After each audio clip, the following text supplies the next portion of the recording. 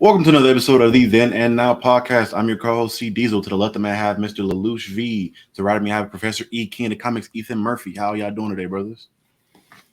Not too bad. And Don't do it. Don't overdo it. Let us get into don't it. overdo it. Let us get into it first.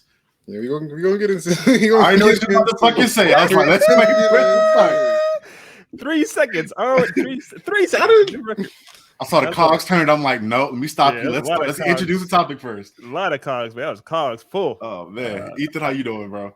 I'm good, man. I'm good. I don't have a nice, clean, crisp haircut like Otis East does, but I'm good, man. I'm good. How you doing, Otis? I'm not Otis. How you doing, Charlie?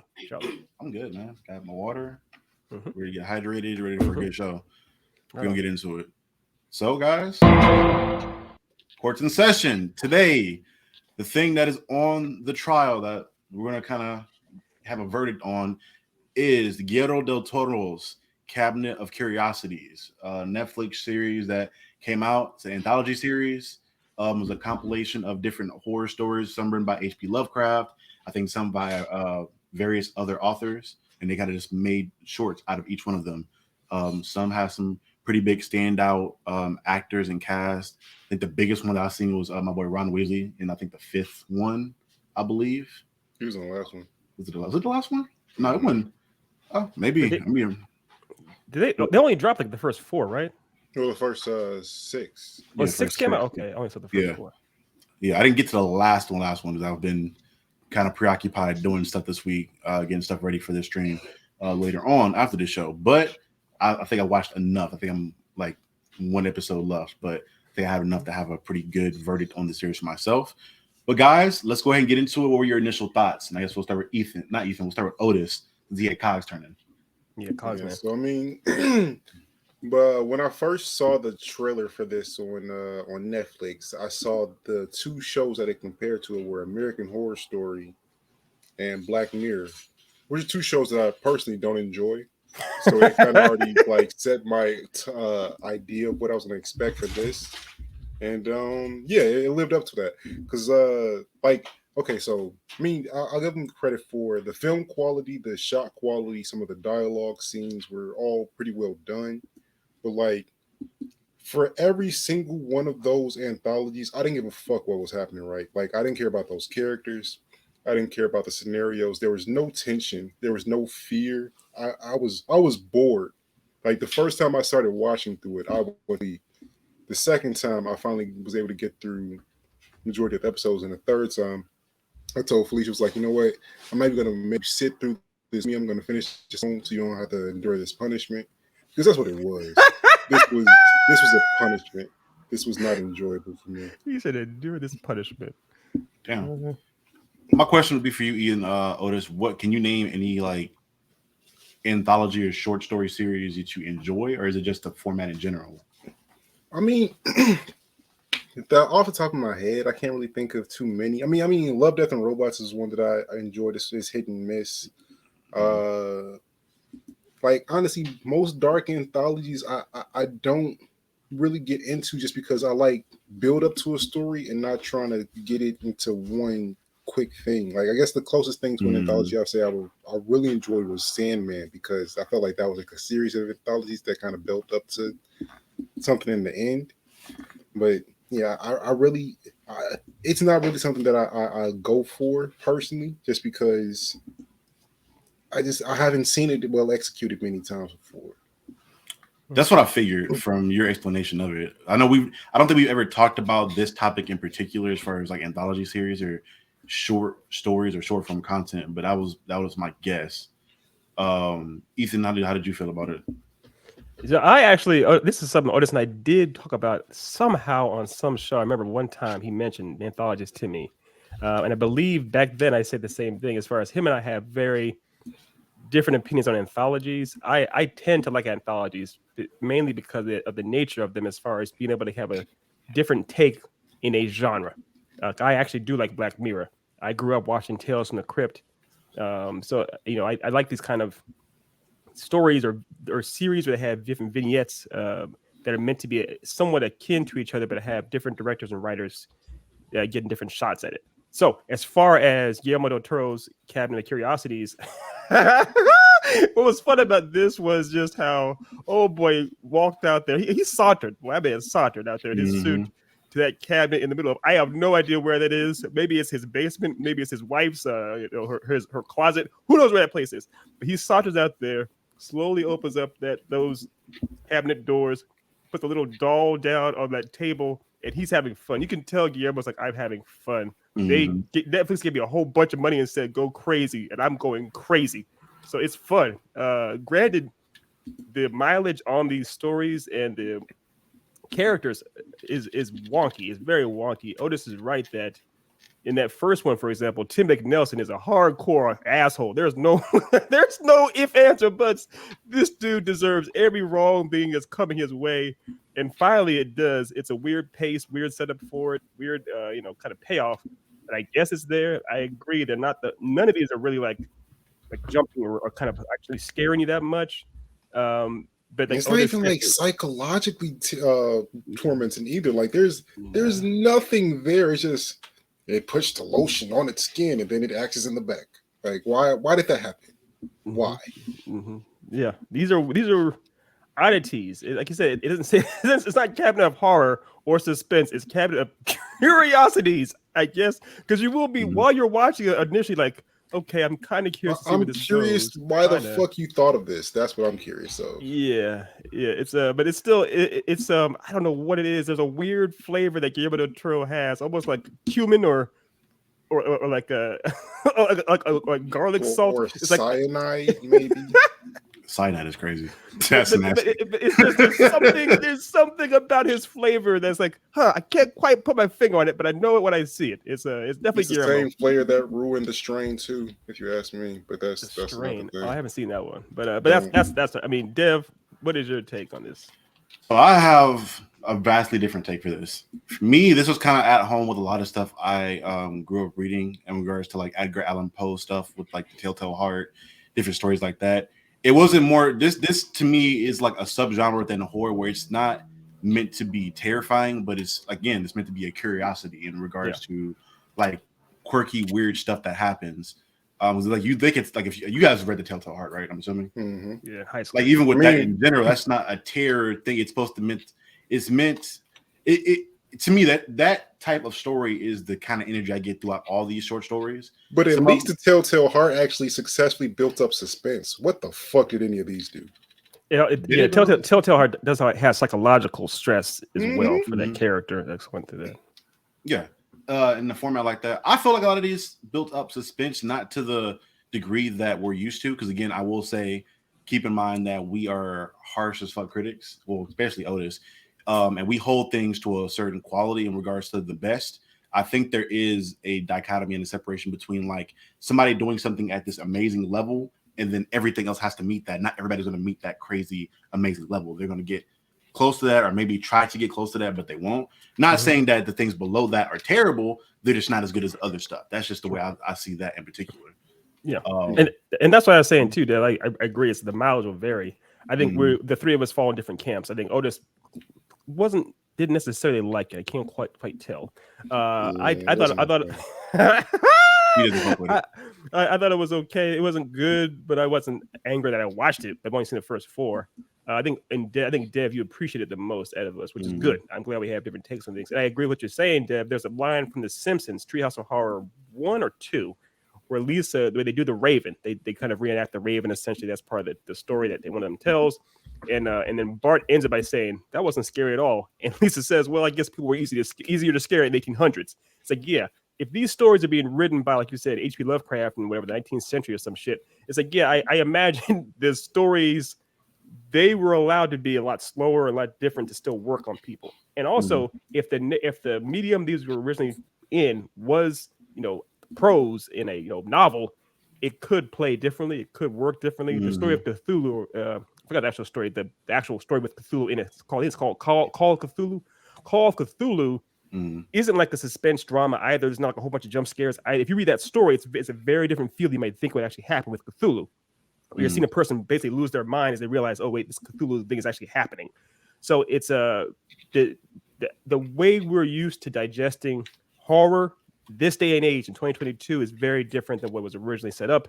And I get it. We're gonna have different tastes and different flavors for it. Yeah. I mean, okay, like comparing it to something else that we've seen recently, like Dahmer, that wasn't scary, right? That wasn't something that was building up jump scares and making you just genuinely intimidated, but they built tension, they built just moments that were just genuinely unsettling. These are just annoying, right? Like, why was there a lotion monster in someone's basement? Like, why the fuck did that happen, right? Like, the best part about that was I was like, oh, this is gonna see this. I knew he was gonna bring up that lotion. This is literally a lotion monster. For that one in particular, I will say what I'll say about it is that I think that a lot of these stories are dated in the sense, because there's a lot of these are, I feel like, are based off of older stories from a while back. They, again, like, they're dated in what they're trying to do. They're not, granted, they're not retelling everything word for word, but they are trying to adapt this old thing. I think that for me, I don't think they took enough creative liberties for certain stuff. Now, first and foremost, I will say the effects and the makeup team for this were top notch. They did an amazing job. For me personally, I'm always a fan of monster design and monsters in any Guillermo del Toro movie, from like Hellboy series going forward. Like say what you want about his directorial style, whatever else, but the way he has, I don't know if it's his team or if he just knows the right people, but he always has his monsters look amazing. And I think you can tell that drastic difference from the original Hellboy stuff to the reboot that looked like trash. The David Harbour one? Yeah. That they made him look like ass. They made the monsters, they went full CG with monsters, which I'm never against CG if it's done well. But for when you have a whole 2 movie series, I think it was 2 movies. It's 3 total. It's 3 total. Yeah, because I forgot about the Golden City Army thing. Yeah, Golden Army. When you have that, where they have so many, like, they had a monster market, like a Diagon Alley pretty much, and you saw all these different monsters, and it was all practical effects and done well. And now you do like a mirror to that, and every like 90% of that is CGI. I'm like, it looks off to me. But that's what I will say. Even the lotion monster looked great to me. Like, I thought that looked amazing. It was weird, and I get the kind of metaphor they were going for with the lotion monster. Yeah, I get it too. But I standards and all that shit, I get that. But like, do it better, right? Like, if you're gonna make a metaphor, make it good. And like, yes, visually, all of that looked well, but that's like half of the equation, right? Like, sure. So let's offer some constructive criticism. What have you, for that one in particular, what would you have changed? What would you? I would have scrapped it, because like, why would you make this metaphor with lotion? Like, if you're gonna make it a modern take on it, like, do some of these makeup products that we have out today, and then make it drive her crazy because she's not getting the results that the other women are getting. Like, you could have something like that where there's like a dichotomy between what she's enduring, what she's taking in from her peers. But like, don't do a fucking lotion monster in the basement, right? Like, what imagery are you trying to create with that? Like, what is the point that you're trying to get across, that like eventually you're gonna like make out with a lotion monster and then improve your skin and then kill your husband after? Like, what is the progression between those events? Right. Yeah, like, it's a by the way, spoiler alerts, I guess, for the for Cabinet of Curiosities first 6 episodes. So to answer your question, Dev, I guess to address your hypothesis, Otis, the lotion monster is a weird take. The one thing I did appreciate about it was the nuance as far as her desires. Typically, when you have anthologies or any kind of a horror, you're dealing with the 7 deadly sins in some capacity. So for her, it was definitely pride. She wanted to look better and be received better by her peers. What was funny was they didn't go the 80s route and having her try to they didn't set it in high school where it was a teenager trying to get the affections of some dude. They actually had it where she was established and married, with a husband that actually appreciated her very much, to his detriment. And she was trying to get the affections or the notice of her coworkers. And she didn't seem evil. She just seemed, somewhat relatable as she was put upon. what I probably would have changed it to the taxidermy was relatable. No, relatable as far as we all can relate to the idea of feeling like we're lesser than compared to our peers, or we want to be noticed more, or we want to be prettier or taller or whatever it is, that kind of a thing. And I get the taxidermy angle, because that's the thing they do in a lot of horror with a character that's not traditionally accepted or beautiful, so they have them have this skill that in which they make something else pretty in their eyes. Or like she talked about how it's beautiful, it never dies, it's going to be pure forever, and that was like a metaphor for like what she wanted to be. I feel like it's a trope that's being overused at this point, because like who hasn't been taxidermy lately? Bates Motel, Dahmer, now this random chick with the lotion. Yeah, I mean, it's like I feel bad for people that actually taxidermy. It's like, damn, I got a bad rap for y'all. Actually yeah, they have the worst rap you can have, man. It's like, I bet it's a good job, or just lie about what you do. Yeah, I'm lying about what I do. I work in a museum. Yeah, I think the one thing that happens. I almost would have had it go the other route. Instead of her being the one that's the most relatable, I would have had her be the beauty queen essentially, and had it. She was the queen bee, as they call it. Had her be that one, the queen mean girl, and have it that she's doing everything she can to try to stay ahead of all of her friends. She's like she's clinging to her beauty with a iron fist, more or less. I know that's been done before too, but maybe go that route instead. And as opposed to the lotion, have it that I'm not sure what you would do, but you could easily with modern technology, you could have all kinds. I think it was supposed to be set like in the 80s though. They didn't think it was maybe modern times, but maybe have it do some kind of other. You could have her haunted by what she thinks is the image of herself, like the ugly thing that she thinks she is, instead of a lotion monster. Like I just. So there's you got Ethan knows what Crypt TV is. Do you know what Crypt TV is, Otis? Nope, no idea. So it's a YouTube channel, essentially. I think it's Blumhouse. They dumped a bunch of money into making these really high quality shorts on their YouTube channel to try to help get the younger generation into horror. Yeah, they do a lot of really well done stuff on there, and they have one episode in particular that's very similar to this. I can't remember the exact name of it, but the whole concept is that you have, it's not exactly directing, but you have this woman who's in this apartment with her boyfriend or whatever else, and in the mirror she sees this version of herself. That's like an evil, twisted version of herself, and she's kind of haunted by that in a little bit, and then it kind of ends with that version like swapping places with her and trapping her in the mirror, and then the monster goes and kills her boyfriend, et cetera, et cetera. I think it would have been that'd have been something to do similar to that, in which you could have like this version of her kind of talking to her, almost like with Homelander from that one part of the series of The Boys, where he has this different alternate personality talking to him in a sense. Yeah. And then maybe switch that. That would have been a better way, I feel like, to handle that, even if you wanted to keep it in that modern times. You have that link with the mirror. I get the metaphor they were going for there. I just think that episode wasn't executed as best it could have been. And you have a lot of examples. No, I think that's the overall takeaway, is that the execution of these ideas is a little sloppy, is a little faulty. It's not, I mean, it's on paper, it's like, I have a cool premise. Cool. Can you make it work? I don't know. So that's kind of the idea. It's the executions are a bit wonky. The idea of a grave robber of that one. Go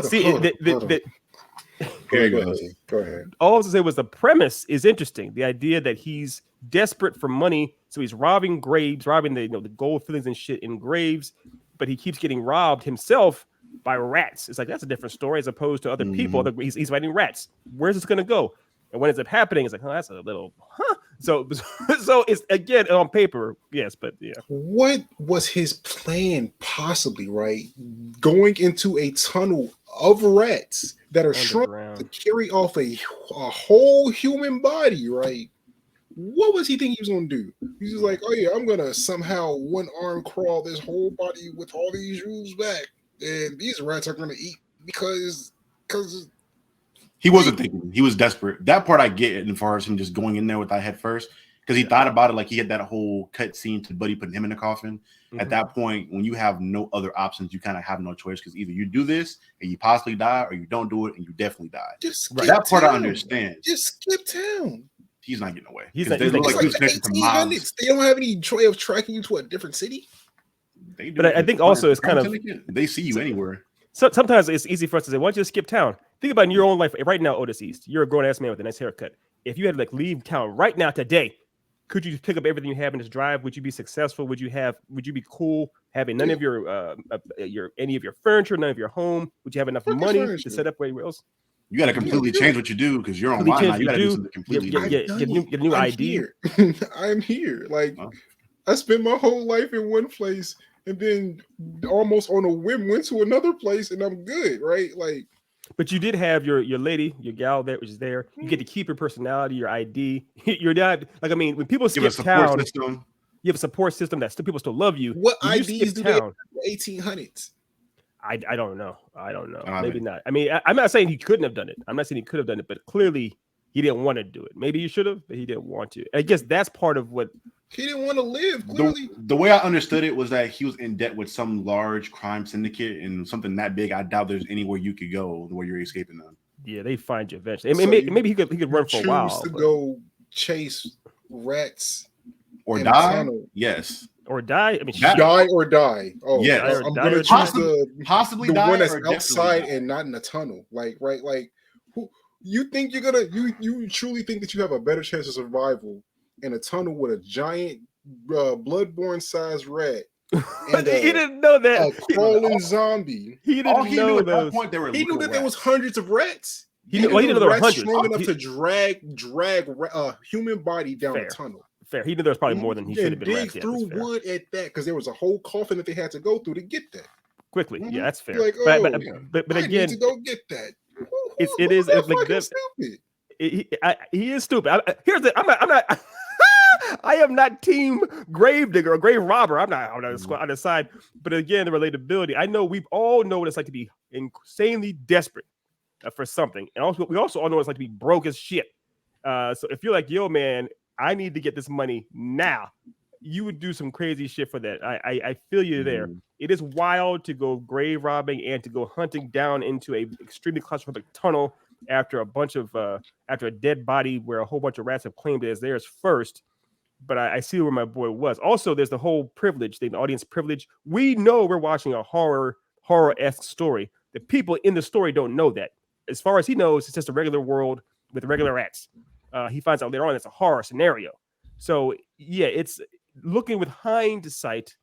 Of course, he's insanely stupid. What the hell's wrong with him? But from his perspective, he was desperate and there was opportunity. He's already stupid to get into this scenario he's in general, to get in debt with the crime family. We know that. We know he's not beyond doing stupid shit because he got into the situation anyway. Yeah. But to finish my thought in general, what I was saying in regards to that plot for the episode specifically, I thought they lost focus. If you wanted to have the rats be the center point and the centerpiece of that episode, do that, make the big rat the thing. When I think they kind of lost track of what they were doing is when he mentioned the black churches like once in passing to the guy, and then they made that a big part of the story at some point, and then made like a zombie thing happen. I'm like, how did that play into the rat scenario? Because you like did the rats, it finished with the rats, and then you kind of like stopped it for a second to do something else, which didn't have an effect on the final thing, or it didn't like mesh together. Right, agreed. At all. Agreed. Yeah, it was again. It's sloppy. It is. Yeah, it is that sloppy. one to me is probably one of the older stories that they probably adapted because it feels like that there's some context they're missing that the film director or whoever wrote the script didn't follow. Because that's what I will say about a lot of these stories that they're basing stuff out of. I feel like they're outdated in regards to horror. In that, well, I don't even know if they were meant to be horror at that point in time. I think they were just writing what was dark in their head. I don't think there was a horror genre per se. It was just, this is what's in my head, I'm putting it on paper. Right. So a lot of the things that we know today in horror in regards to some people study, like literally there's some directors that study psychology and what makes people jump and what makes people tense up, and they'll like put that certain note in music, or they'll have certain scenes to purposely get you somewhere, versus back in the day, I'm just writing what's in my head. And some people found it scary because the standards of horror, what was scary back then, was a lot higher, or a lot lower than what it is now. Because now we've seen everything under the sun. To have all kinds of high expectations back then, a regular ghost with a white sheet is probably terrifying to them back then, because they couldn't even think of a Nightmare on Elm Street or a zombie movie or any of this other stuff. So I think that's where the outdated form kind of came into, and I don't think they took enough liberties to adapt that story to modern day standards. Right. No, I agree. And this will probably be the last thing I'll stay on this to kind of put the nail in the coffin for all of us in a sense. Like you just said, Dev, the standards are very different then. Remember, one of the single scariest movies to exist back in the day was a very short video of a movie of a train coming at the audience, and the entire audience leapt out of their seats in terror. It's just to show like how different the mindsets are. If you took any of these videos that we saw in the Cabinet of Curiosities and showed them to somebody in the fucking 1800s, you better believe they would lose their goddamn minds immediately. So, you guys, I mean, go ahead. My bad. Yeah, so the standard of horror has obviously raised since then, but like this movie wasn't this anthology series wasn't made back then. It came out this year. Yeah, right. You got a Had hundreds of thousands of dollars behind it, if not millions. I haven't looked at the budget behind it. And they've had several hundred different examples of content from, and they chose to make what they did. Yeah, and it was shit. Yeah. No, you're not wrong, brother. You ain't wrong. We're not. It's not that we're saying, oh, this is actually good. How dare you? It's more or less we're saying like, yeah, we can see what they're kind of trying to do in a way. If you had to pick one that you think was done the best, which one would you say? The one that was done the best. Have to. If I gun to your head. With, the Ron Weasley with him getting, I guess cursed and turned into a rat. I guess that made some sense, I guess. I just like, what about that though? Like give me some details. Don't just braze over. Like what did you enjoy about it specifically? I didn't at all. Like I didn't enjoy anything about any of this. I just that's the most recognizable actor, so I guess I tuned into it the most. But like I didn't like this at all. I didn't like the tone. I didn't like the settings of it. I didn't like there wasn't enough psychological trauma on the characters. I feel like there was just no build-up, setups, or payoffs in this entire series. And I can't really nitpick at things that I enjoyed less because I didn't enjoy any of it. You know what I'm saying? Like this was a waste of time to me. Ethan, what did you pick? My favorite one? It was definitely that I've seen out of 4. It would be the Autopsy with F. Murray Abraham and Glenn Turman, because they're 2 really good actors I actually liked for years. Right. And I thought it was interesting how F. Murray Abraham's character, I can't remember his character's name in the actual vignette, but he basically, it was an alien who's pontificating like he had done everything great. He's monologuing, he was the greatest thing imaginable. And F. Murray Abraham, very early on, figured out a solution to deal with him. And it was fun to watch him, a man who basically who was strapped down, had no way to fight back, had outsmart him, essentially. That one, I think, was done really well. I enjoyed that episode in particular. Like you said, for the main reason of it turned everything on its head. Obviously, you have this all-powerful alien that you think is just going to run through shit because you saw multiple instances in which he killed other people with ease, it seemed like. And then even when he's got Buddy on the table and he's breaking down and giving him all this information, he's doing what villains do in stereotypical hero things where you feel like you're going to win. So like, why not? I'll tell you because you're not going to live long enough to see it anyway. I'll tell you what's going on. Exactly. Yeah. And he just gets overzealous and overconfident about things. And then I love that it ended in a very logical way of the guy's like, oh, you told me everything about you. So now I already had this thing going on in regards to how to beat you and how to pray, like have your weaknesses be preyed upon. And like the fact of him having the recording going while that whole conversation is going on. And then once the actual monster or the alien's within him and you see him cut his neck and do all the other crazy shit, I'm like, damn, that was done really well done. That was so extra though. Like, why does he need to stab both eyes, cut his throat, stab both like? Because he's getting rid of all his senses. The alien has no senses alone. So if he gets rid of his eyes and his ears, the alien can't see or hear anything. And then he already slit his throat. He was already gonna die. Yeah, but with his friend, that he was saying that when your friend gets here, I'll find him somehow and get him. But if he can't see and you can hear, he can't get to his friend. All his friend sees is the fucking him dying. Essentially, you won't just run up to him overzealously trying to help his friend or just talk to him in general. Because I think partly he didn't know how long he actually had. He didn't know exactly when his friend was going to get there, and B, he didn't know how long this alien was going to be able to survive. However, if he blinded him and basically made him deaf, it didn't matter how long it took. How long he was able to survive. He was trapped. He was always trapped, eternally trapped. That was my one to me. I can't think of too many plot holes or just things that were done wrong on that one. Like I don't really have too many critiques about that episode in particular. Maybe the pacing. I felt like it took a little too long to get to the ending. Yeah, but besides that, I think it paid off at the ending for what they were doing with that one. I think that's partly what it is that all of these were an hour long, roughly. They all should have been maybe half hour or so. Right. If you go back to Tales from the Crypt, those are all half hour specials. So maybe that's one thing. If they were all all shorter, but that pace, it could have been made things a lot stronger. But did Del Toro direct every episode? Because I don't know if he directed any of them. I think he more so like A&R'd this shit and like curated it. I don't think because all these had a different feel to them. Yeah, he produced these joints. Yeah. Which hey, I'm not mad at it. I know this wasn't for us. I will say it's not. I don't think these are objectively horrible. I don't think so at all. I think it comes into what your taste is. I think this is like a subgenre of people that enjoy this type of content a lot. I enjoyed some of these from just me reading a lot of short stories in school and on my own, like seeing a lot of these. I think, again, like I said, I think the pacing was done poorly for a lot of them, and I think there are things that could have been done better. But I think that was more so having to do with the outdated ways that they told these stories. And to their own detriment, I think the directors tried to stay true to these stories too much and didn't take as many creative liberties that I would have liked in general. Yeah. But I think this is for somebody. It's not for us, but I think somebody will enjoy it. I don't know if it'll be enough to save the series to have it come back and try again. It is what it is. But the other one going to get the rating of it. Sure. I mean, I want always to go first. We already know it's going to be. Yeah, it's a shoe. Come on, bro. Give us the rating. Come on, bro. Come on, man. 2 shoes. 2. Okay. 2 left shoes. 2 out of 10 shoes. Two left shoes. Two left shoes.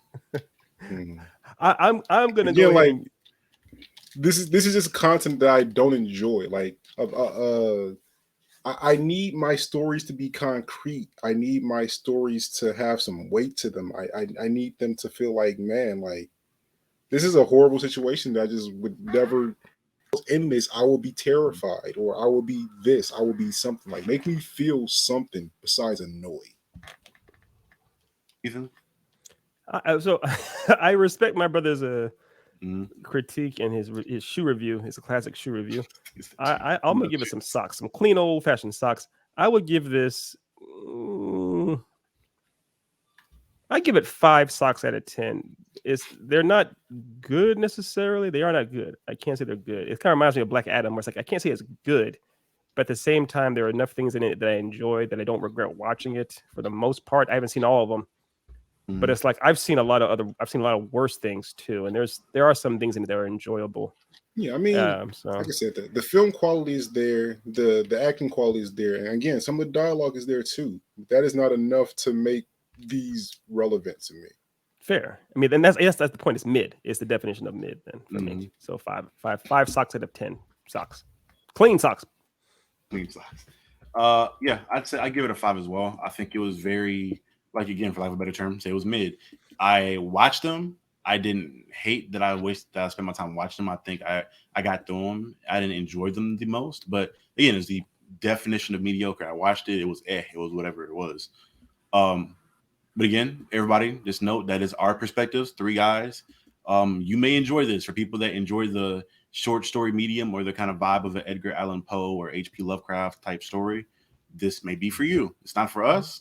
Again, we kind of have different types of horror that we're into. I think me a lot more than the other 2. Otis obviously isn't a huge fan of the genre in general, which we'll get into some of his favorites in a minute when we get into the blurred down. But yeah, I think things like this, we've talked about it in the Smile review me and Ethan did.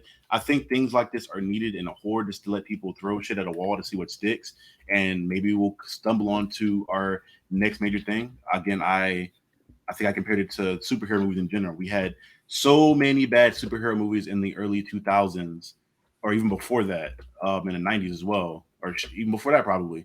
And I think people getting to just make bad things, somebody was able to find a formula or find something that was great. And then we got the decade-long reign of the MCU, which people loved horror movies more than they ever have. And with the horror, I think we had that to one extent, like the 80s. Where horror was just on top, and horror was like like Freddy Krueger and Jason weren't just horror people. They were like icons in pop culture where everybody loved them. They were in toys. They were everywhere. Even to this day, people don't even watch the movies as much or even love the lore, but they know Freddy and Jason. They want to dress up like Freddy and Jason. Sure.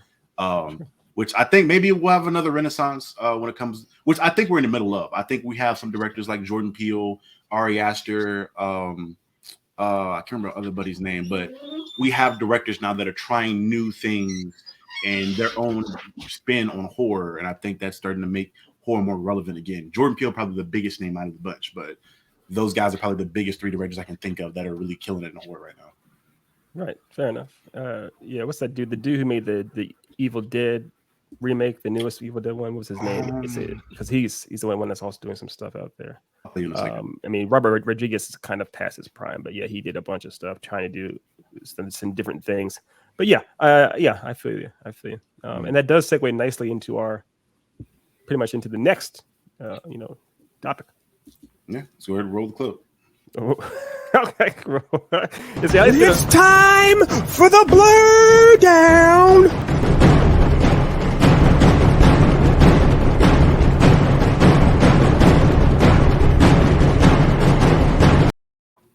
Ooh, that was gross. That was the censored one. That wasn't gross. That was censored. There was no grossness there.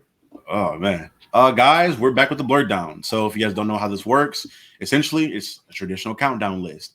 But from Black Nerds, we're giving our top 5 things out of whatever category it is. Today it is horror movies. And which top 5 we feel like we enjoy. Again, for me, my list fluctuates a lot. Some movies will kind of come into favor with me more than others sometimes. But I think as of now, when I made this list, these were my 5 that I enjoyed the most at this moment in time. I don't know about the other guys, but these are like pretty solidified in your top 5s, or if yours shifts at all. No, these are pretty much it. These are more or less the ones that I will revisit the most, the ones that had the biggest impact on me, the ones that I think deserve some shine. Mm-hmm. Well, these have been my top 4 favorite. I had to slide one in because my top movie of all time got snatched by both of you guys. I had to be different. Haircut man. All right. Well, you can go first, Haircut man. Yeah, you're number 5. Go ahead. Let me get it ready.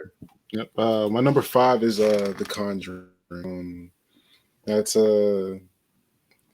one of the few movies of that series that I actually enjoyed. The first 2 were pretty solid. The whole clap scene, like the whole concept never registered to me in trying to do something like that in horror. So when they did that, it was original, and I really enjoyed it. Really great horror movie. Yeah, that was an honorable mention on my list too, because one of the best things about that movie is something that was pointed out to me after the film. I saw it on a list or something like it's like you realize that no one actually dies in this movie, and it's still actually very it's terrifying. Scary. Like it's a scary movie without anybody dying. How you pull that off? Right. Yeah. They managed to make it work really, really well, and they had it's a trope, of course, of the haunted house, but I love, for some reason, I just love movies where they have experts, some people that are brought in to deal with these monsters, because if you feel bizarrely like you're almost safe with these people around, like they know what they're doing, so but it's still it doesn't take away from the scares at the same time. So yeah, Conjuring's great. Right. Same thing with me on that series in general. Not series. Well, yes, it's a series. The second one's kind of lost a little bit of touch for me, but that first one for sure, they did an amazing job of setting atmosphere. I think atmospheric horror is probably like I think that movie was one of the first ones to kind of usher in that new era of like atmospheric horror that we're getting now. I think everything now is kind of in that same vein of where it's trying, at least the good stuff is trying to build atmosphere. And that movie did it really well. The jump scares didn't feel cheap.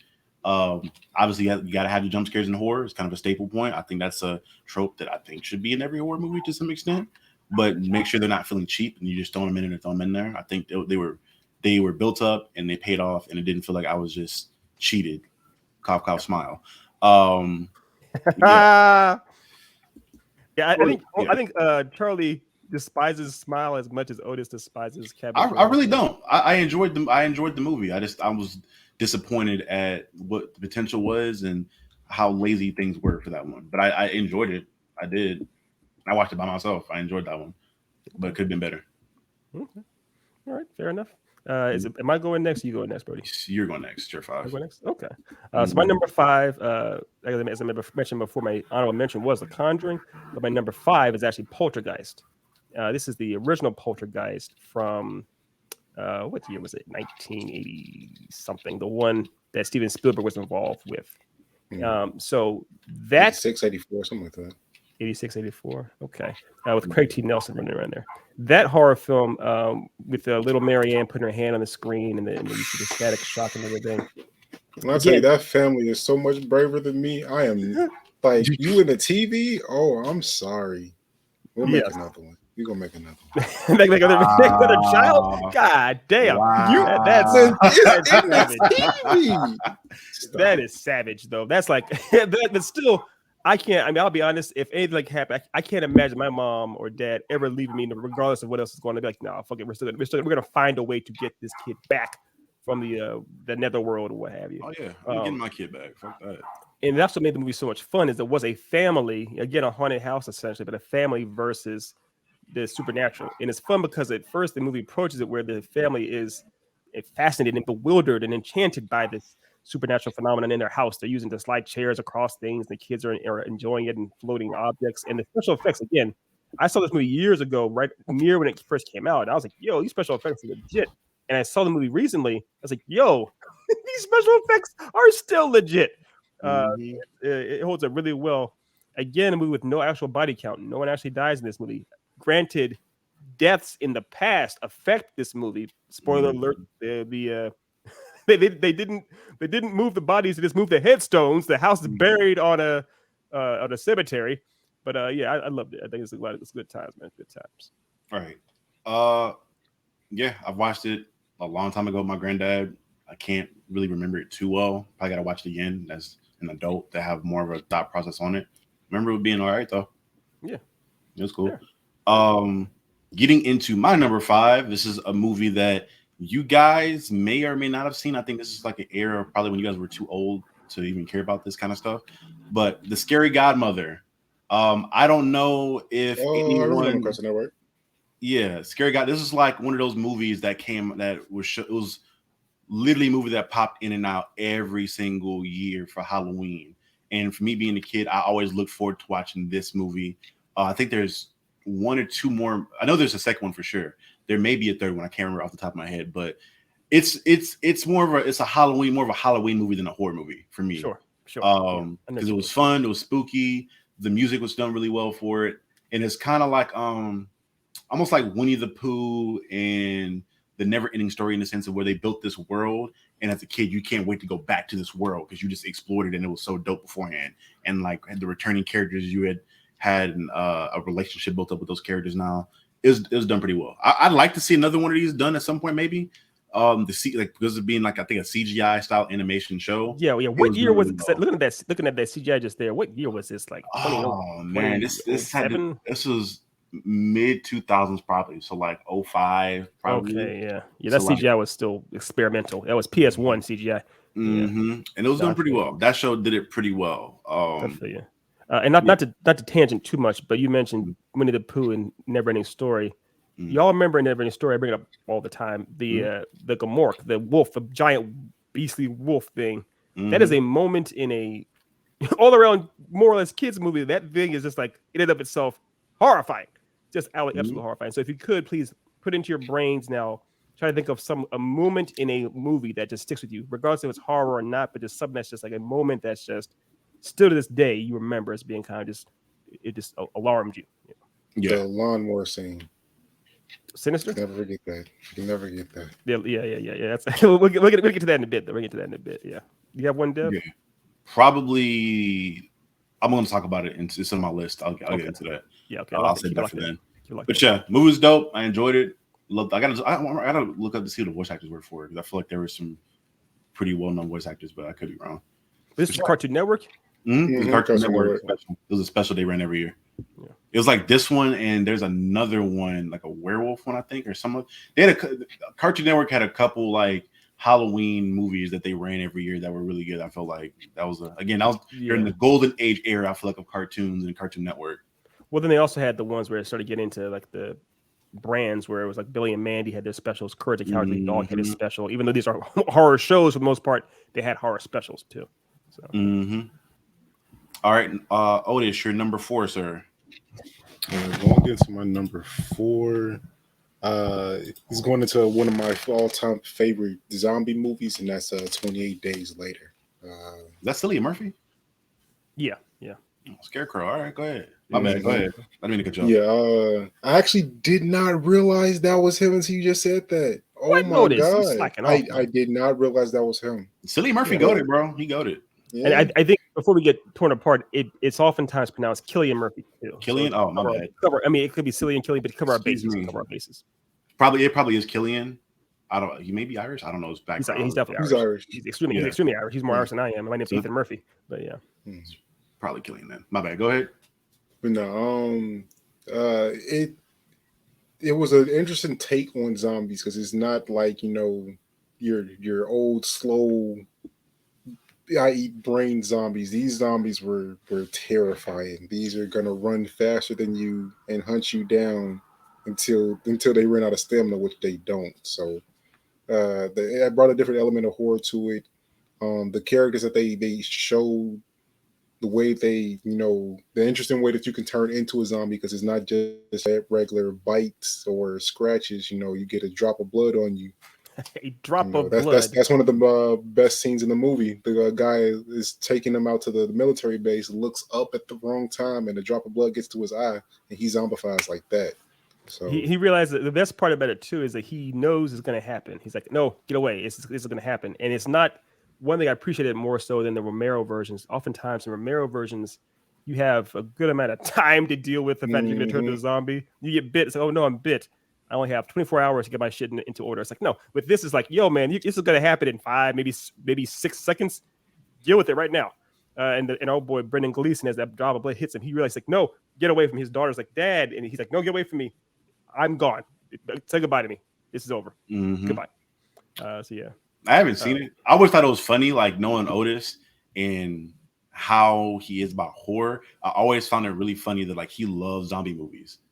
Like that is like y'all like it is one of the things that I always see you like in your shit, even in your top 5 list. There's like 3 zombie movies, I think.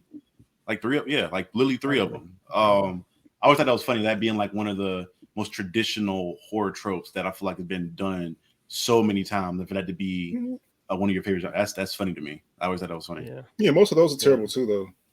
I acknowledge that. There's like 5 good zombie movies, and 3 of them are on my list, so I had to go with them. Yeah. I'm in the camp though that I do like 28 Days Later, but it's a large swath of the movie where you don't really deal with the zombies that much. I actually enjoy 28 Weeks Later a little bit more because Jimmy Renner. Oh yeah, Jimmy Renner, and that was my introduction to Jimmy Renner. Also, was his. There's a part where this isn't a spoiler, Dev, don't worry, but there's a part where he's talking to Rose Byrne. He's like, no matter what happens, they have to survive. You feel me? And she's like, yeah. And so it's kind of like we're expendable. Our mission is not, and it pays off really well. So yeah. For me, my number 4 is The Conjuring as well, but I'm probably going to go back to giving focus on the second one. I think the second one was the better one out of the 2. I really enjoyed. Yeah, I do. I think the second one fell off like 5 minutes ago. You did say that. Yeah, it fell off. Yeah, but I think it was better than the 2. No, was that talking about? Hold on. No, what was I talking about earlier? Was it The Conjuring? It was a Conjuring. It was because I just said it. You said the second one. I think you might need to. Our boy's a little hungover from last night. He's partying. He's a young man. He's recovering.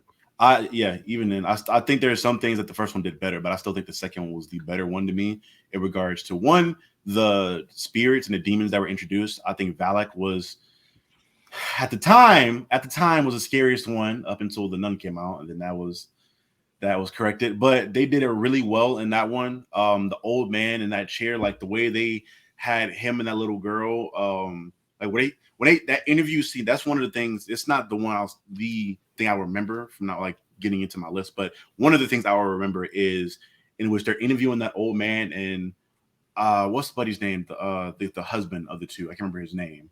Oh, Warren. Not Barmiga, but one of the ones. Is Ed Warren or something? Ed Warren. Yeah. When he's interviewing the old man or interviewing the little girl, and he has his back turned, you hear the girl's voice change, obviously, but then like subtly in the background, you see her form change to the old man's form. And I think that was just subtly done. And it was done really well. Even like the reveal at the end showing that Valak was the mastermind behind that. Everything about that movie was done the best to me. Now, I think there are some things as far as like the atmosphere. I think they got a little too friendly with jump scares at some parts. Like I think the kitchen thing where the daughter disappeared into the kitchen and was throwing chairs and knives and shit. I could have done without that scene. There are a handful of ones like that I think they could have done without. But overall, I think the demons in that one and the plot was written a lot better than that original one to me personally. Well, it has a lot more lore. It's a lot more lore, especially That's pertaining true, to the Warrens than the first one. The first one, they just kind of show up. Like, this is our job. We're the Ghostbusters. Light them up kind of a thing. But this one, it deals with their history a bit more, especially Elaine's history. So, yeah. And then they effectively set up like a whole universe of horror within that movie. So, I mean, it's definitely some quality things about that. That's no question there. For sure. Yeah. Who was that dude? There's a skinny man where there's a little toy they play with. Crooked Man. Crooked Man. Mm-hmm. Yeah. Which he was supposed to get his own movie. They announced that a while back, but I think after they released like 2 trash ones without James Wan, which, side note, this motherfucker James Wan needs to finish some stuff. I'm so tired of him starting up a franchise and leaving it and then it getting terrible. He did it with Saw. He did it with The Conjuring. I don't even know he's directing Aquaman again. I don't know if that's going on again, but he will start a franchise and the first movie or 2 will be great. And then he'll leave. And because the first 2 did so well, the studios they don't have to, but they feel like they have to continue it. It's always trash. Or they could just like not continue it. Yeah, to his credit, I don't think he ever signed on to do franchises. He's like, I signed on to do a movie or 2. I'm good. But it don't set up a whole universe in your second movie. Well, like you said, the Saw. I don't know that Saw is not Saw. I mean, The Conjuring. I mean, Saw he for sure set up. Not really, because Jigsaw died. Spoiler: he's dead by the second movie. Yeah, true. Yeah. And then the Conjuring, it's more or less. It could be. I mean, it's horror. Horror can always be a franchise, but his job, he was signed on to do that first one. So I see what you're saying. You want him to do more because he makes things better. But don't forget, sometimes Malignant happens. Oh yeah, we get one of those. But I think at that point, I think every director's gonna have a bomb out of a couple good ones. Of course, every idea's not gonna hit. No, we digress. We got to move on because we got things to do. Yes, sir. Going into number 3s. Otis, you're number 3. Wait, did I do my number? Oh, you didn't go. You number 4. You did. I don't think. Yeah. I thought I used the same amount. Go ahead. My bad. We were, but we skipped over me. I don't care. It's fine. But my number 4 is just It Follows. I'm not sure if y'all have seen this one. It's a fairly recent one. But I know Dev, we talked about before comparison to the Smile. Otis, have you seen this one yet? It Follows. Nope. You like this one? I think you might like this one. Yeah. It came about as far as when they're doing that kind of the indie, like that A24 Blumhouse era of new kind of horror, doing different types of things, where it's a very low budget movie that uses every penny very, very well, and the actors they hired know how to do their job. The premise is basically STDs gone horribly wrong to the nth degree. If you hook up with somebody that you have sex with somebody, then the thing comes after you, so you have sex with somebody else, and then it's going to be following you. Yeah, I've seen that. Yeah, I didn't like it. It was okay. That's all right. That's Otis for you. But the thing about it is, what I like about the movie is that it is a simple premise and it's executed in an interesting way. It has the ideas. It's like they set up from the very beginning where guys like, look, I don't know what this is that's following me. I don't know how to describe it. It doesn't make any damn sense. And the movie never really tries to explain it away, use exposition to make it make sense to you. It's like, no, this exists. Deal with it. Get over it. And I like how each time this entity that's following the main character later on, it looks like a different person every time, but always has like X's over its eyes, and it looks bizarrely out of place. And oftentimes in the movie, she'll be looking across an entire life. There's one part where she's looking across a courtyard at her school. And as she's looking across it, it's a wide angle shot from a distance. And we're just watching from her perspective. And we just see one person, weird looking, kind of walking across it slowly. And we, as she's trying to figure out, is that it? We are too. And then sure enough, it keeps walking towards her. And it's like, there's no like jump scare music. There's no like violence playing all loud. It's like, no, the horror is there, whether you want it to be there or not. So it was just bizarrely well done in a unique way that I hadn't seen before in a horror film. That's a lot of horror films. Yeah, they had a unique set of tension because like it wasn't like this monster, chasing after you, just a crazy looking person constantly following you. So I mean, I definitely see the fear there. It's definitely existing. Yeah. I think it was a bit of a satire of the old school, like Jason's or Mike Myers, where they're not running after people, the victims, and slasher films just walking after them. This is the same idea. It's just I'm always walking after you. Wherever you go, I'm always walking after you. Kind of thing. Yeah. Otis, your number 3? My number 3 is also the reason why I think I'll probably never go to Alaska ever, and that's 30 Days of Night. That is a vampire movie set in December of Alaska. Legit have 30 days of night, so there's no sun coming up for a whole month in a vampire story. So that was a fun one. It wasn't necessarily scary. It was it's more of an action thriller with just some jump scares in it. But it's definitely one that I enjoyed quite a bit. And as a kid, man, it still has me scared to go to Alaska today. Never going. Fair, yeah, and that's actually a good graphic novel too. Most of it's the same, isn't a graphic novel? Some differences here or there, but it's pretty good. It was weird because it's one thing that kind of troubled me about that movie though back in the day was just like it feels like they're making these vampires at times like zombies, which is probably why Otis likes it as well. They weren't like I had gotten used to the vampires being more intelligent, more methodical, more deliberate, and these seem almost more feral, a lot more feral. That was a difference, but Right. Ethan, your number 3? Right on. So my number 3 is the one we talked about before, Sinister. Sinister is I don't know if we can call it a classic, but it's one that all three of us respect. I think it's a classic at this point. I think the horror community kind of enjoys it unanimously. Oh, really? Okay. I'm glad to hear that. What I like about it, I'll keep it short because I know we all have things to say about it, is just that the movie, again, doesn't rely on jump scares or music to enhance it. It's pretty much the actual tone of the movie is you're watching this old projector with Ethan Hawke in his attic of these movies of essentially suicide films or snuff films in a way. And you find out that all these murders that are happening on these films, of course, are being committed, spoiler alert, killed by kids in the families. And the way they're done is there's no jump scares in it. It's like the imagery you're seeing. There's something weird about the graininess of film. It just adds an extra layer of disturbingness to it.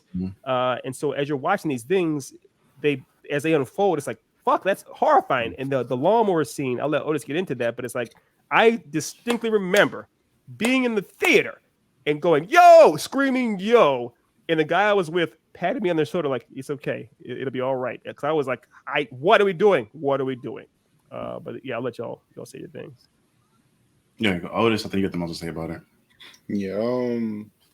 So just a little correction. There are a couple of jump scares in Sinister. Like there's one scene where Ethan is looking over his notes for a movie, and he has a picture of the baddie Bagul on his computer, and that thing turns and looks at him because it initially was looked to the side. That was a great scene. You will jump, but I don't think it has any music or it's sound to enhance it. Like, I mean, I don't think it does, right? There's none of that. But that was the other thing I want to correct too. Like the music in that was stellar at creating the scene. Like it was just like these hums and right. Like atmospheric tantric music that was just like it makes your skin crawl. Like, but it wasn't the violin, like that kind of right. thing. It wasn't that. But they never did that. There are parts where literally I remember a scene, Ari Aster style, where Ethan Hawke's walking in the kitchen or something, and you just see the guy, the Bagul, whatever, the boogeyman, like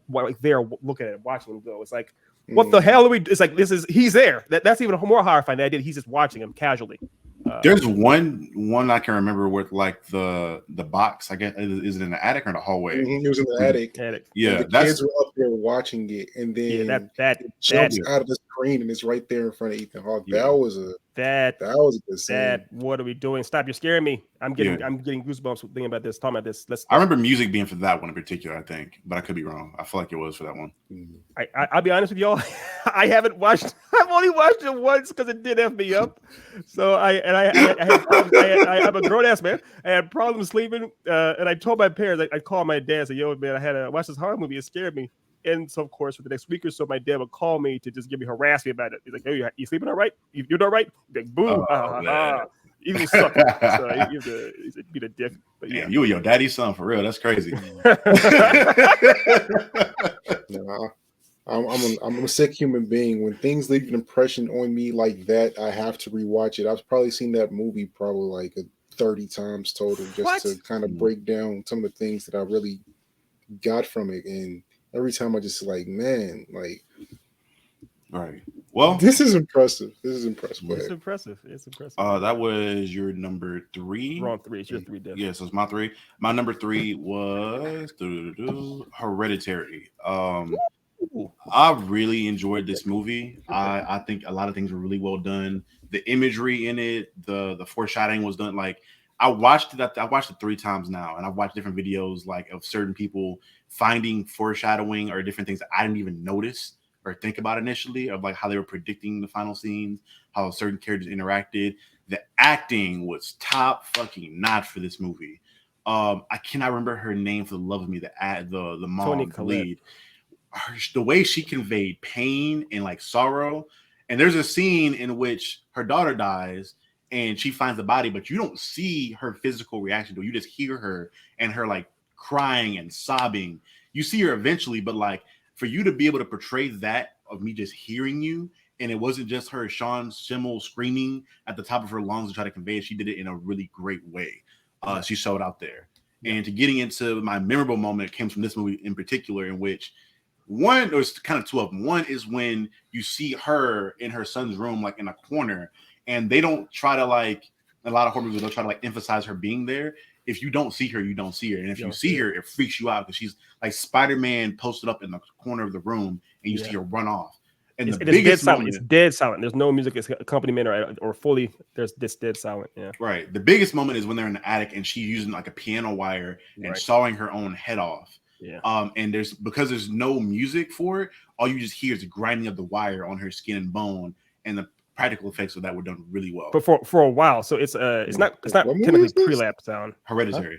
Huh? Oh, Hereditary. Okay, yeah. It's not pre-lap sound, so it's like it happens or it's several cuts or whatnot. But it's like it is a while where the character's like walking towards the room or walking towards the sound, and so you hear it for a long time. Like what? And so it builds a lot of tension and suspense in your brain. Like what is that sound? What's happening? I know for a fact that's not good news, but I don't know what it actually is. And when you get there, it's like, okay, so it's somehow worse than I thought. Yeah, I'm sad. Yeah. I learned from editing studies that that's called a J cut, essentially. When you hear sound from a different scene, that sound or word or text will lead you into the next scene. So they do that. They do that very well in that movie. Yeah, absolutely. Hereditary that's a fantastic pick. I should have put my list, I guess. That's another one that I saw. I saw it once with a friend of the show, Ari. Everyone loves Ari. And we saw, and it was one of those few times. Ari always tries to be all hardcore and stone cold. One of the few times that she grabbed my arm in fear for like a half the movie. The mention that I know we had to move on, but there's a part where I have to praise the directing, like you mentioned, Dev. The scene where old girl passes away and her mom, they're dealing with a horror. The son goes into his room and lies down and just stays there. I think he blinks maybe once or twice, and the camera blink at all, bro. He doesn't blink. He may not blink at all. Okay. The camera just stays on his face as it goes from night into the morning, as he basically is showing that he didn't sleep an inch, didn't move an inch. He was just that trauma. Because there are plenty of actual incidents of people having that severe of a trauma where they basically don't blink or anything. They just like, I'm almost catatonic, but I'm still awake, essentially. So, yeah. No, I agree. Hereditary is another one that just did a great job at building up atmosphere. Like that movie was just genuinely unsettling from start to finish. There was never a moment where you just felt like, oh, this is okay. Like this is gonna end well. There's no levity there.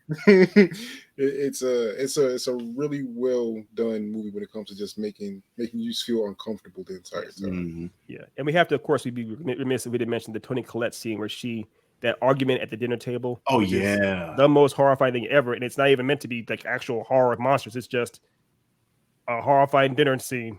Family drama, man. Family drama. But yeah, shout out to Hereditary. I think Ari Aster directed that. I could be wrong. That's his. That's him. Piece. Yeah. He's hit that Midsommar. It's like his staple was that atmospheric horror that this is expertise that he does really well. Yeah. That was my number 3. Yeah, that was my number 3. So going in, Otis, your number 2. Yeah, going to number 2, this is one that we've seen and reviewed recently. Prey. This is necessarily horror in the sense where it was terrifying, but it was this well set up movie. Like, you know, everything that happened as the story progressed was set up earlier within the movie, and it made sense by the end. I can't really think of too many negative things, but around it, just because besides the, I'm not gonna tear it down. We're doing good things about Prey. Prey was a very well done movie, and the action scenes were really well executed. Absolutely, the scene where you got the predator versus the bear, you know, just help the bear. Yeah, I was literally thinking that, but. There's just so many great moments within the movie, and you kind of get to play on the misogyny of what you expect to happen. Oh, of course. And very well executed movie. Very well executed movie. I'll admit to Craig. Craig, yes, the Predator was misogynistic. I don't understand how he would be a misogynist because like he doesn't know what male and female humans are because he just got to Earth. But like, yeah, he attacked everyone but her. So I'll give you that correct. Yeah, everyone but her. I think it's less about gender as it is about size and threat. I agree, but I mean, he did attack a snake, her dog, you know, a rabbit. But think about what was happening though. He sees them actually in action. Like for example, there's a part where it shows. Anyway, to move on. We talk about this movie. I love it to pieces. But there's a part where it shows the kind of the food chain. As it has like a spider and a mouse and then the snake. It sees all these creatures attacking somewhere. They all seem like they're attacking. And the snake at that point is like the top of that food chain. It seems like an actual predator. So it makes sense for him to attack it in some level. He sees a wolf later on. It's chasing a bunny. It is a predator. When he first sees her, she's literally running from a bear. Then he sees her another time and she's trapped, captured by her, her tribe. And she's running again. So she's not, and then even when she gets her foot stuck in a trap, she's always on the run from him. So he's like, you're not trying to hunt me at all. I don't know what your deal is, but we're good. And later on, when she does stand up to him for the first time, he's like, oh, okay, now you're trying to play with me? Let's dance. So I think there may be some misogyny and whatnot, but I think he just never saw her as a threat because she was never trying to attack him. All right. That's my view on it too, but Yeah. Dope movie. To me, best movie in the Predator franchise. I think it was the one that made the most sense done in the world. Shout out to Arnold. No offense. Yeah, but I think it was done the best. Going into our number. Oh, that was my number. What was that number? There's Otis. Your number 2, so you're number 2. Yeah, so my number 2 is The Fly, aka Brundle Fly. Of course he chose the image he chose. God damn.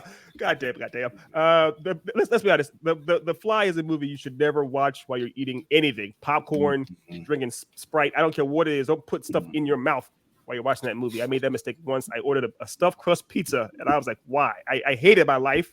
That movie is fantastic. I love Brundle Fly. That was the first Cronenberg movie I saw. Everyone knows Cronenberg now because I've worked in Morty, the whole Cronenberg universe and body horror. But that movie messed me up because I didn't exactly know what to expect.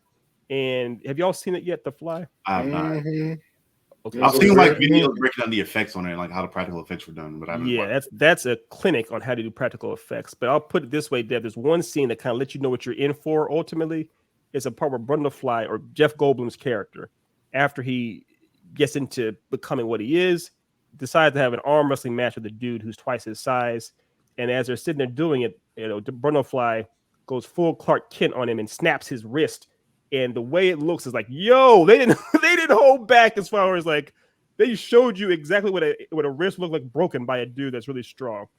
So I remember eating my stuffed crust pizza like, oh no, I wasted $20 because I can't finish this thing. So yeah, that one will always that movie will stay with me till the day I die. Yeah, I never eat and watch horror at all. If I'm watching anything horror, I know I'm not eating. Maybe popcorn at the max, but I'm never eating food.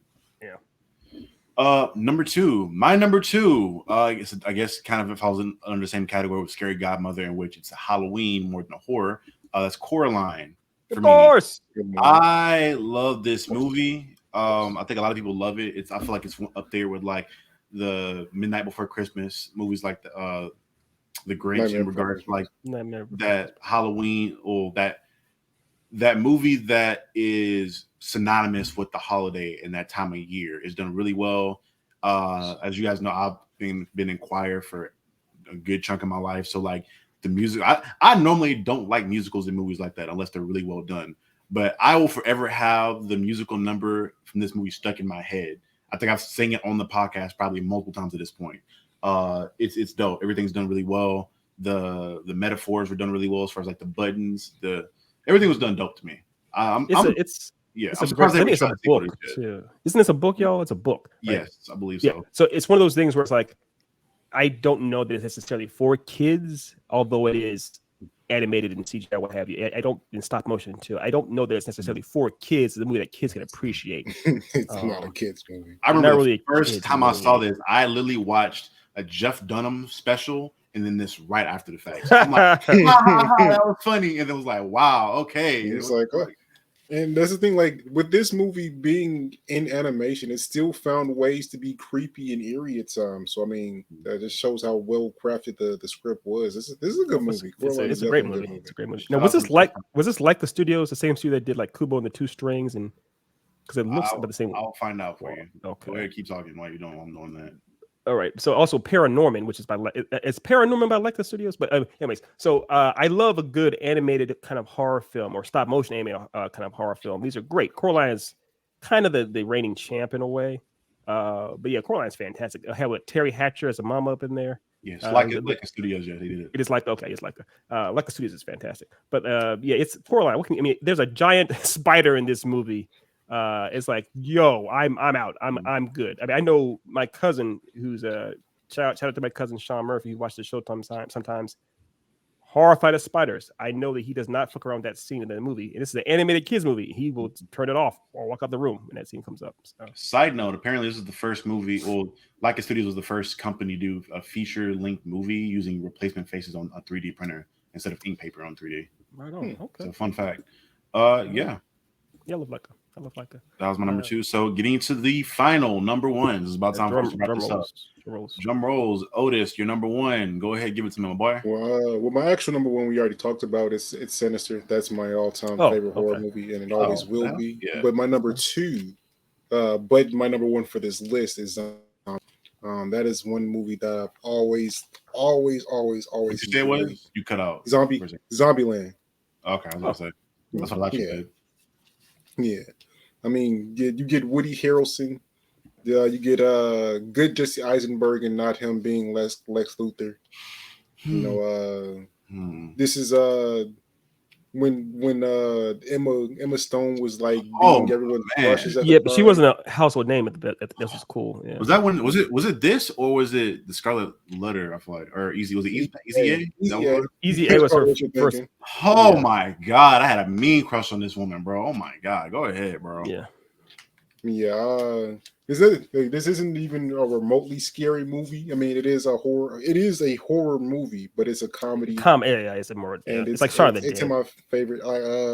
Zombies has always been my favorite genre of things. Like zombie games are like usually my top tier for me. Zombie video game. I mean, it was a zombie video game twice. Zombie movies have always been something I've been drawn to. At least I'll watch them. Versus some of the other horror stuff that I kind of won't. And of course, zombie stories like a series like The Walking Dead, Z Nation. I've seen them all. Yeah, and our friendship. I wish I wouldn't be here if it wasn't for Zombie Comments because I wrote one and I didn't even know that Otis liked them, and then he read it. So yeah, right on. Zombies are great. I mentioned before how 28 weeks later, the opening scene in 28 weeks later, which is Zombies. Still one of my favorite moments of all cinema, period.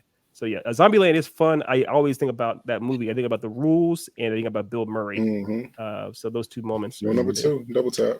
This is my first introduction to Woody Harrelson, and I loved him after this movie. I was. Really? Oh, it's your first. Okay. What's his? Is he Tennessee? What's he? Tennessee, yeah. Tennessee. Mm-hmm. Yeah. Right on. Okay. All right. Ethan, number 1. Yeah. So my number one, I think I have mentioned it before in this podcast, is The Thing. It is no. There you go. Jeez, you find you find the best images. God damn. Practical effects.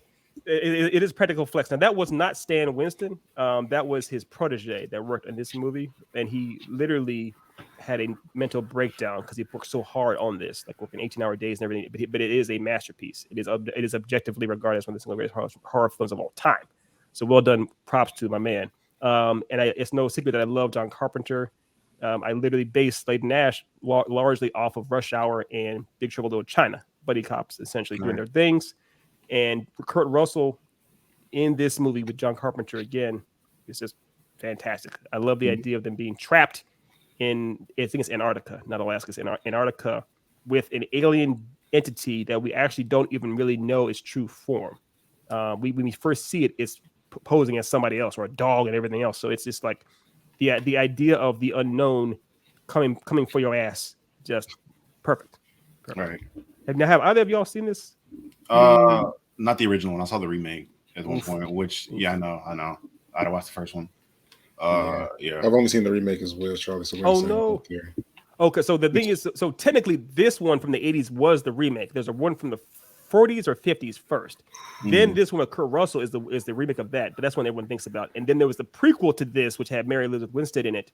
So it's the one that came out in the 2000s. That's actually a prequel to this movie, which is much worse.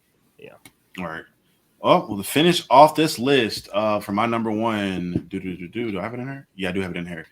Halloween. I love this movie because they made Michael Myers a demon in this shit. Like so many, in the similar vein I talked about earlier with like Freddy and Jason, Michael Myers is definitely up there, if not.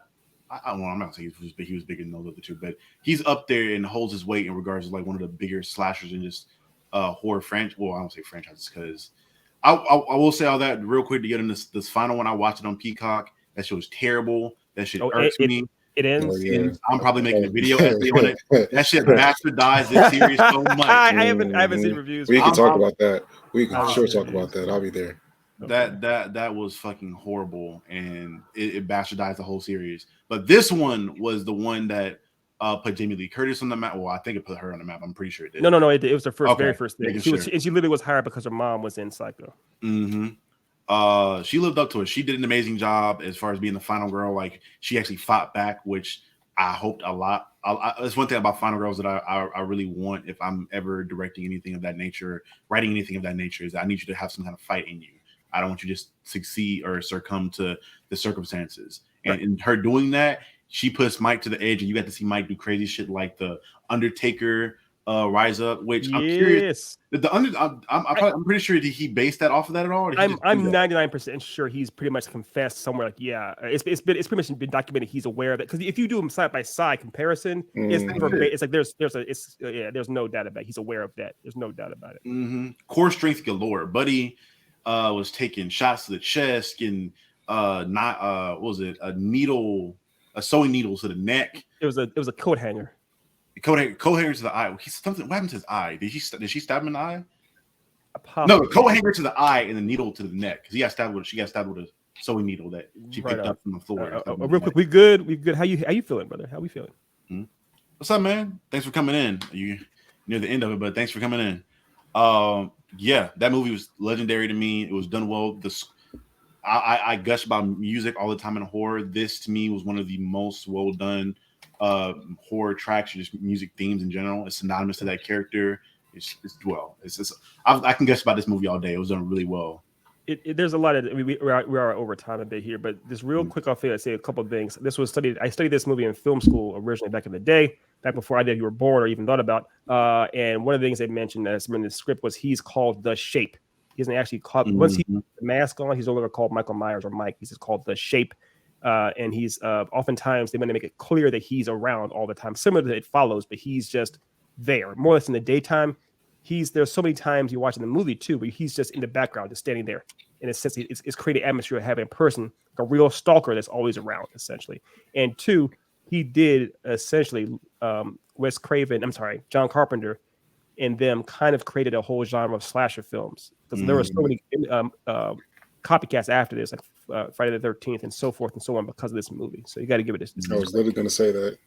My It's like bad. this is like the originator of the slasher genre almost. I mean, it created the trope that literally 30 years of film following hopped into. So I mean, definitely got to give up props to the original Halloween as a standout movie that we'll remember forever. This, Of course, don't remember the most recent one because or the one before that.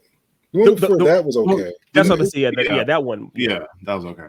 I think the two out of the reboot trilogy, the first two were okay to me. This last one, I'm depreciating value. I think the first one was the strongest. Second one definitely weaker, but not as weak as the third one. It's like Halloween Kills was an atrocity as well. Like I wouldn't say that. Well, yeah, I would. She's barely. I saw it. She's barely in the movie. It's like, what are we doing, fam? What are we doing? I'll get it. I'm making a video on them. We're gonna we're getting into that. Also, real quick shout out to our boy, feeling great. Our rerunning D2 campaign until that bills get. So the D2 campaign, is that, what do you think that is, Dev or Otis? D2, which one of the game is it? Could be Destiny 2. It could be Division 2. But my guess would be Destiny 2. I'm guessing Destiny 2, right? Yeah, Destiny. I don't know anybody wants to run that Division campaign over again. Come on, what's up, my boy? Nice. Appreciate you for coming in, man. Thoroughly agreed. Yeah, we had a whole dialogue about it. So if you want to see what we talked about it, going over to the Then and Now podcast over on YouTube, and you can rewatch this video. It'll be up there. And you never need to apologize for having an opinion on this channel. I just ask Otis East. Right. Yeah. Yeah, but again, you can rewatch it. It's going to be on YouTube after this as soon as we close up here. Again, thank you guys for tuning in. Thank you guys for your support. We hope for your continued support. If you guys want to support us, again, go over to YouTube, give us a sub over the Then and Now. That's part of the church announcements. Yeah, I'm just getting into it because we got to go. Go over to YouTube at the Then and Now podcast. Give us a sub there. Road to 1,000 subs. And again, thank you guys for tuning in. This has been the Then and Now podcast. And we're about to stop this. And if you guys want to tune in some more over on YouTube channel, we're going to be doing a charity stream in which we'll be playing Bloodborne. Every time Ethan here, Shifu dies, he's going to be donating money to the World Central Kitchen. Our comic label, because it's our comic label. Our comic book label. We're doing Echelon. Yeah. Echelon Graphic Novels will be making a donation to the World Central Kitchen. Again, so if you guys want to see that, tune in. We'll be hanging out there. Again, thank you guys for tuning in. This has been the Then and Now podcast. We will see you guys next time. Peace. Yeah, like Halloween Kills and Ends really happened, bro. Like someone really